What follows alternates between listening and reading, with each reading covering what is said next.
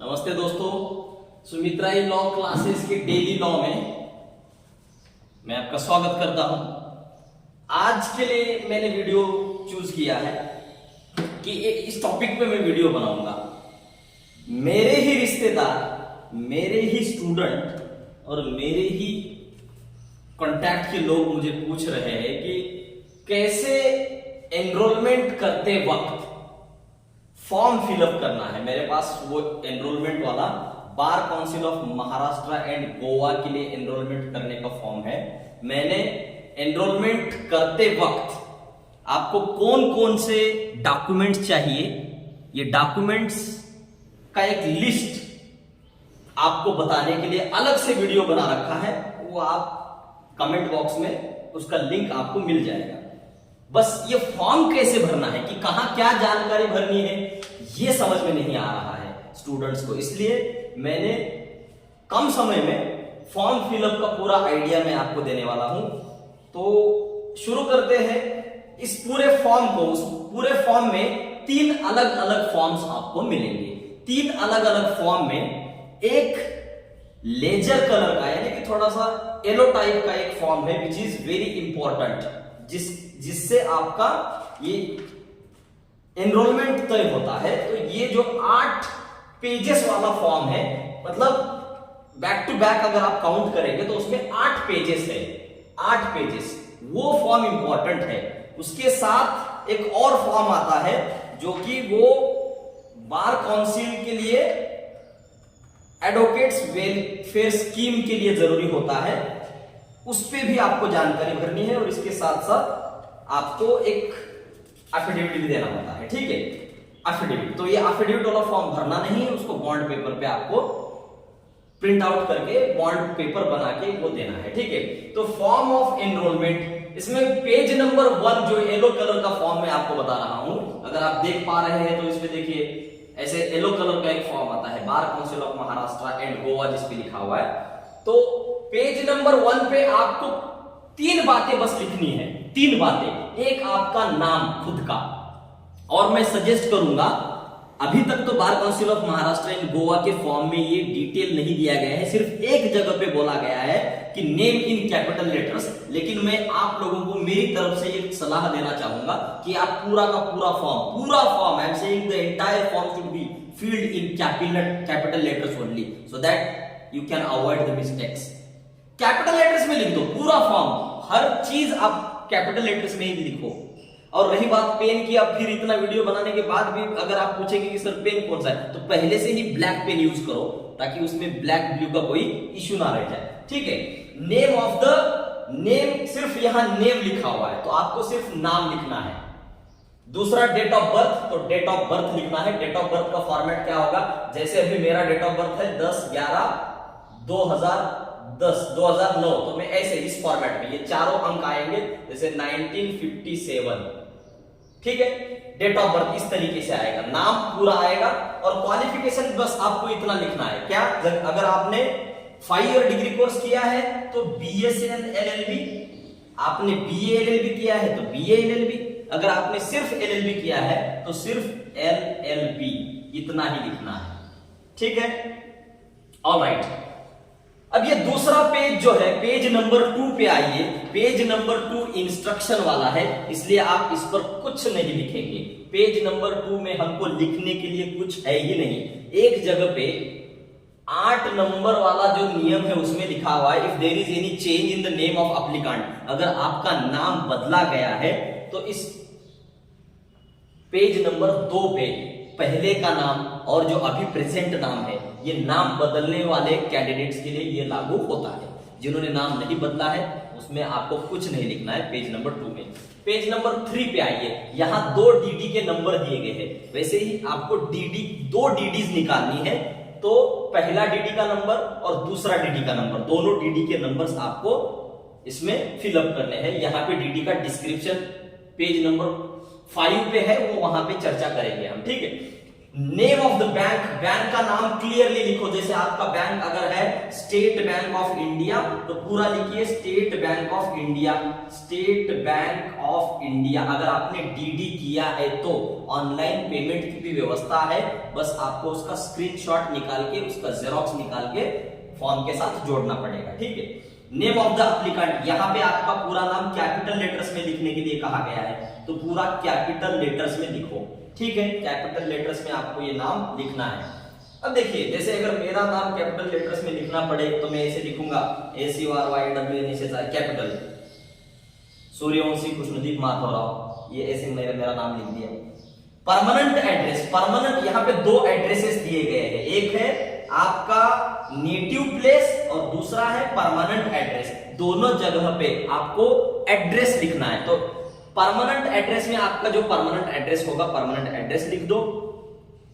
Email मांगा है तो एक वैलिड ईमेल आपको लिखना है। परमानेंट एड्रेस जैसे मुझे लिखना पड़े तो मैं कैसे लिखूंगा, @पोस्ट कलंबर, देवाचे तालुका मुख्य, डिस्ट्रिक्ट नांदेड़। ईमेल अगर लिखना पड़े तो मेरा ईमेल जो है मैं ईमेल डाल दूंगा। नेटिव प्लेस का मतलब होता है एड्रेस, परमानेंट एड्रेस और नेटिव प्लेस अलग अलग होता है। नेटिव प्लेस का मतलब जहां आप प्रेजेंटली रहते हैं। जैसे कोई व्यक्ति आज की तारीख में रत्नागिरी में रहता है लेकिन उसका घर सांगली में, मतलब पैदा वहां पे हुआ, घर परिवार सारे वहां रहते हैं, लेकिन टेम्पररी वो रहता है, तो वो होता है नेटिव प्लेस, अभी जहां रहते हैं, ठीक है। नेटिव प्लेस, ये मैं तो सजेस्ट करूंगा दोनों में एक ही एड्रेस लिख दो, दोनों में एक ही एड्रेस लिखना है। इसके बाद आपका डेट ऑफ बर्थ पूछा है, डेट ऑफ बर्थ का भी फॉर्मेट यही रहेगा। जैसे मेरा डेट ऑफ बर्थ अगर है कि 09/11/2005 तो मैं डेट ऑफ बर्थ इस तरीके से लिखूंगा, ठीक है। ये हो गया पेज नंबर 3। पेज नंबर 4 पे आपका यूनिवर्सिटी पूछा है। अगर मेरा यूनिवर्सिटी पूछा होता तो मैं अपनी यूनिवर्सिटी का नाम यहाँ लिखा होता, वैसे आप अपनी यूनिवर्सिटी का नाम लिखिए। अगर कोई डॉक्टर बाबा साहेब अम्बेडकर मराठवाड़ा यूनिवर्सिटी से LLB किया है तो वो लिखेगा डॉक्टर बाबा साहेब अम्बेडकर मराठवाड़ा यूनिवर्सिटी। अगर किसी ने Maharashtra national law university Aurangabad किया है तो वो लिखेगा। बॉम्बे यूनिवर्सिटी से किया है तो बॉम्बे यूनिवर्सिटी का नाम लिखेगा। छत्रपति शिवाजी महाराज कोल्हापुर यूनिवर्सिटी वो लिखेगा। अपने अपनी यूनिवर्सिटी का नाम लिखना है। उसके साथ आपका नेम ऑफ द डिग्री, मतलब आपने कौन सा डिग्री किया है, BA LLB किया है, BSc LLB किया है, या फिर LLB किया है। BCom LLB भी कई जगह होता है, BA LLB ऑनर्स होता है ना। तो वो डिग्री का आप नाम यहाँ लिखना है। जैसे आप मैंने किया है BSL LLB तो यहाँ लिख लिया, ठीक है, BSL LLB। एकेडमिक ईयर, कौन से ईयर में in which the degree in law obtain, कौन से साल में पास हो गए। जैसे अगर आपने 2022 में पास किया है तो 2022 लिखो, 2023 में पास किया है तो 2023 लिखना है। नेम ऑफ कॉलेज, आप कौन से कॉलेज से आपने LLB किया है, अपने अपने कॉलेज का नाम लिखना है। अगर मुझे पूछा जाता कि कौन से कॉलेज से किया है तो मैं यहाँ लिखा होता मेरे कॉलेज का नाम, मेरे कॉलेज का नाम यहाँ लिखा होता doctor Ambedkar college of law, Nagsenvan, Aurangabad. Address समेत पूरा नाम लिख देना है, ठीक है। आपने ये डिग्री मोड पूछा गया है कि कैसे डिग्री आपने पाई है, तो रेगुलर अटेंडेंस वहां लिखना है कि मैंने रेगुलर डिग्री की है। अगर आपने एक्सटर्नल LLB किया है तो वहां लिख सकते हैं पार्ट टाइम, प्राइवेट, इस तरीके से। अगर रेगुलर करने वाले बच्चों के लिए, कैंडिडेट्स के लिए रेगुलर अटेंडेंस ही लिखना है। उसमें एक और भी सवाल पूछा गया है कि क्या आपने फॉरेन कंट्री से या फॉरेन यूनिवर्सिटी से आपका LLB पूरा किया है। दो students who completed the LLB from foreign university, वो उनका नाम लिख सकते हैं। हमको सिर्फ यहाँ नो लिखना है क्योंकि हमने अपने ही देश से डिग्री की है, जिन्होंने बाहर देश से किया है उनके लिए है, ठीक है। एकेडमिक ईयर लिखते वक्त थोड़ा इसको भी आपको ध्यान देना पड़ेगा। एकेडमिक्स ईयर्स जो है, एकेडमिक ईयर में आपने जिस साल में कौन से ईयर में एडमिशन लिया था वो साल सबसे पहले यहां लिखना है। इसका फॉर्मेट देखिए बोर्ड पे अगर आपको नजर आ रहा है, नहीं तो मैं बता रहा हूं। अगर 2012 में आपने एडमिशन लिया है तो पहले 2012 से 13, 13 से 14, फिर देखिए यहाँ 13 है, यहाँ वापस यहाँ 13 आना चाहिए। 2012 से 13, 13 से 14, 14 से 15, 15, ये 3 ईयर डिग्री कोर्स वालों के लिए हो गया।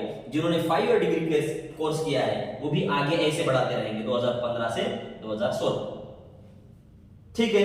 और इसी पेज नंबर 4 पे अदर पर्टिकुलर्स, एजुकेशन के बारे में अदर पर्टिकुलर्स पूछा गया। जैसे LLB के अलावा आपने कुछ पढ़ा होगा, कुछ तो पढ़ा होगा ना। एक तो आपने 12वीं की होगी HSC, तो आप HSC लिख सकते हैं, या फिर रोमन में आप 12वीं लिख सकते हैं, या फिर अगर आपने BA करके फिर LLB किया है तो अदर एजुकेशनल क्वालिफिकेशन में पर्टिकुलर्स में आप BA LLB है ना, तो BA लिख सकते हैं, या फिर BCom लिख सकते हैं, BSc लिख सकते हैं, MAd किया है किसी ने, MSc किया है वो लिख सकते हैं, ठीक है। और अंत में आपका एज, यहाँ पे एज के बारे में एक कॉलम है, एक लाइन ये भी पूछी गई है कि क्या आपने 25 इयर्स के पहले या 25 इयर्स के बाद, मोर देन 25 इयर्स, 25 ईयर के बाद, 25 साल के बाद आपका एज, जब आपने डिग्री ऑब्टेन किया, जब आपने डिग्री पाई, तब क्या आपका एज 25 साल के ऊपर था? ये सवाल पूछा है। ये उन स्टूडेंट्स के लिए है, दो students who obtain their degree after attaining the age of 25 years.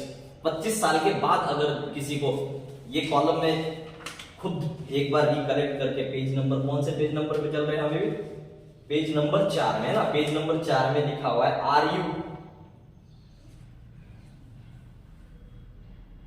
Are you more than 26 years old, 26 years old, क्या आप 26 साल से आगे एज है आपका? तो अगर 26 ईयर है तो है लिखो, नहीं है तो नहीं है लिखो, ठीक है। पेज नंबर 5 के बाद आता है पेज नंबर 4 के बाद ये हो गया। पेज नंबर 5 पे आपको कुछ नहीं लिखना है, क्यों? क्योंकि इसमें सिर्फ आपको डीडी का डिस्क्रिप्शन दिया है। जहां मैं यहाँ डीडी की बात कर रहा था, यहाँ डीडी की बात हो रही थी, 2 डीडीज हमको निकालना है, तो पेज नंबर 5 पे लिखना कुछ नहीं है, सिर्फ हमको उसमें से समझना है क्या, कि कौन सा डीडी मैं निकालूंगा। अगर कोई जनरल कैटेगरी यानी कि ओपन कैटेगरी का कैंडिडेट है तो वो ओपन के लिए 2 डीडीज निकालेगा। एक डीडी होगा 15,000 का और दूसरा डीडी होगा 150 रुपए का। तो यहाँ पे आपको वो नंबर लिखने हैं डीडी के, पहला डीडी का नंबर 15,000 का आएगा, दूसरा डीडी का नंबर 150 रुपए का आएगा, ठीक है। उसके बाद अगर कोई रिटायर्ड व्यक्ति है सर्विस में से, या रिजाइन करके फिर वकालत करने के लिए रजिस्ट्रेशन एनरोलमेंट करना चाहता है, तो उसको 25,000 का डीडी भरना पड़ता है। और 14,500 रुपए SC ST कैंडिडेट्स के लिए, एक डीडी 14,500 का होगा, शेड्यूल कास्ट शेड्यूल ट्राइब्स के दोनों के लिए ही सिर्फ। और जो SC ST के कैंडिडेट्स हैं उनको भी 2 डीडीज निकालना है। जैसे ओपन के लिए 2, एक 1,500, एक 15,000 का, एक 150 का, वैसे SC ST के लिए एक 14,500 का, दूसरा 25 रुपए का, ऐसे 2 डीडी निकालना है। पेज नंबर 6वां, पेज नंबर 6वें में आपको कुछ नहीं लिखना है, ना ही आपको उसमें कहीं साइन करनी है। क्यों? क्योंकि यहाँ 2 सीनियर एडवोकेट्स के साइन आएंगे जिन्होंने कम से कम 10 साल तक वकालत की है। उनसे आपको एक certificate of good moral character, good morals and character का सर्टिफिकेट आपको लेना है, ठीक है। तो आप कोई भी पहचान वाले 2 एडवोकेट्स उनके पास जाए, उनका enrolment number, date of enrolment, उनका नाम, सिग्नेचर, उनका सील भी हो तो सील लेना है। पेज नंबर 6 पे आपको कुछ नहीं लिखना है, ठीक है। वैसे पेज नंबर 7 पे आइए। पेज नंबर 7 पे आपको एक अंडरटेकिंग दिया है, उसमें भी आपको सिर्फ 2 चीजें मेंशन करनी है। एक प्लेस जहां फॉर्म भर रहे, सातारा, सांगली, सोलापुर, कोल्हापुर, नासिक, पुणे, उस जगह का नाम, और दूसरा आपका सिग्नेचर राइट साइड में आएगा। और जो पेज नंबर 8 है, इसमें आपको कुछ नहीं लिखना है, क्योंकि ये ऑफिस यूज के लिए है, ठीक है। यासोबतच आणखी एक दूसरा फॉर्म दिया गया है, इसी के साथ एक और फॉर्म दिया गया है, ठीक है। ये फॉर्म है फॉर्म अंडर रूल 40, ठीक है, एडवोकेट्स वेलफेयर स्कीम ऐसे नाम दिया गया है। तो इसमें आपको थोड़ी सी जानकारी भरनी है। वो फॉर्म आपने पूरा फिलअप किया, उसको साइड में रख दो। अब दूसरा एक ऐसा व्हाइट कलर का फॉर्म है जिसमें एडवोकेट वेलफेयर स्कीम नाम दिया गया है, फॉर्म अंडर रूल नंबर 40, ठीक है। इसमें हमको क्या भरना है? इसमें सिर्फ पहला जो सेकंड नंबर का लाइन है, I wish to practise at, तो उस जगह का नाम हमको लिखना है जहां हम वकालत करना चाहते हैं। सो जैसे अगर मैं ये लिखता I wish to practise at, तो पुणे, मैंने यहां लिख दिया पुणे। आप लिख सकते हैं सातारा, सांगली, सोलापुर, कोल्हापुर, नांदेड़, हिंगोली, परभणी, जो लिखना है आप इसमें लिख सकते हैं। और उसका तालुका, भले ही आप जिला ले, जिला स्तर पे अगर आप, जैसे मैंने पूना किया है तो यहाँ तालुका भी आएगा पूना, अगर पूना जिला है तो।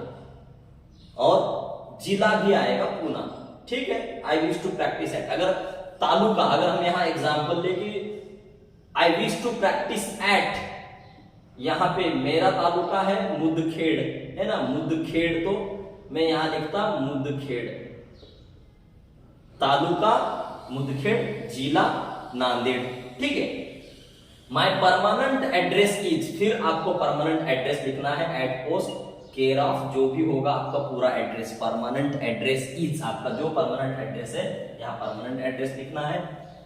और यहाँ टेलीफोन पूछा है, खैर टेलीफोन का जमाना चला गया, अभी टेलीफोन नहीं है, तो टेलीफोन की जगह आप अपना मोबाइल नंबर ही लिख दीजिए। देखिए यहाँ पे मैंने लिखा है 9999, तो आपका अपना मोबाइल नंबर लिखना है। उसके बाद पांचवा जो जानकारी पूछा गया है, my date of birth is, तो डेट ऑफ बर्थ इस फॉर्मेट में आपको लिखना है। और रहा प्लेस ऑफ बर्थ की बात, जहां आप पैदा हुए हैं उस गांव का नाम यहाँ आपको लिखना है, उस जगह का नाम आपको यहाँ लिखना है। इसके साथ साथ इधर एक फोटो का ऑप्शन दिया है, उसके नीचे आपको सिग्नेचर करके आपका यहाँ पे नाम आएगा, तो यहाँ पे आपको नाम लिखना है।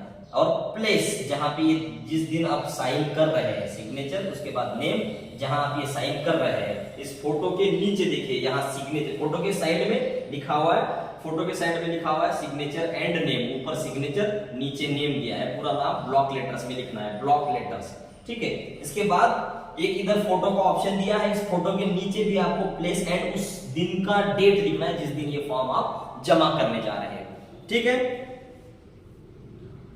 इस फॉर्म पे 3 पासपोर्ट साइज फोटो आएंगे, 3 पासपोर्ट साइज फोटो यहाँ पे लगाने, 1 2 3, आप सोच में नहीं पड़ना है कि यहाँ 2 लगाऊं कि नहीं लगाऊं, तीनों लगाना है। 3, 2 इधर के साइड में पूछा गया है पासपोर्ट साइज, और एक इधर पे, तो तीनों। और एक जो है मैंने पहला वाला जो फॉर्म बताया, जो लेजर कलर का है, येलो कलर का, उसके फ्रंट में यहाँ पे आएगा। ऐसे कुल 4 फोटोग्राफ्स आपको चिपकाने हैं। इस तरीके से आपका ये फॉर्म पूरा हो गया। इस फॉर्म, जब आप फॉर्म खरीदेंगे, इसके साथ एक और अंडरटेकिंग आता है या एफिडेविट आता है, वो एफिडेविट आपको बॉन्ड पर या सादे कागज पर टाइप करके, प्रिंट करके, फिर उसको नोटराइज करके देना है। वो फॉर्म आप वो भर के नहीं देना है, और खास तौर से जिन लोगों का एज मोर देन 26 इयर्स है, वो उसी फॉर्मेट में देना है कि एजुकेशन में गैप क्यों हो गया, कहां मैं फेल हो गया था, कहां पास हो गया था, उसके सारे डिटेल्स, उसका फॉर्मेट कंसर्न हाईकोर्ट के पास, किसी भी क्लर्क के पास हो सकता है। इस तरीके से मैंने आपको पूरी जानकारी दी है कि ये फॉर्म कैसे भरना है। फिर भी अगर आपको कोई दिक्कत आती है, feel free to contact us. वहीं कमेंट बॉक्स में कमेंट भी अगर छोड़ दिए तो हम आपको रिप्लाई दे देंगे, या फिर आपको मुझे बात करनी है या फिर किसी तरीके से कांटेक्ट करना है, तो उस YouTube के लिंक के नीचे जहां आप एक मैसेज पोस्ट कर दीजिए, then I will guide you, ठीक है। Thank you very much. इस वीडियो को सब्सक्राइब करो, चैनल को सब्सक्राइब करो, वीडियो को लाइक करो, और सभी के लिए ये शेयर कर दो ताकि सभी को ऐसी जानकारी मिलती रहे। Thank you.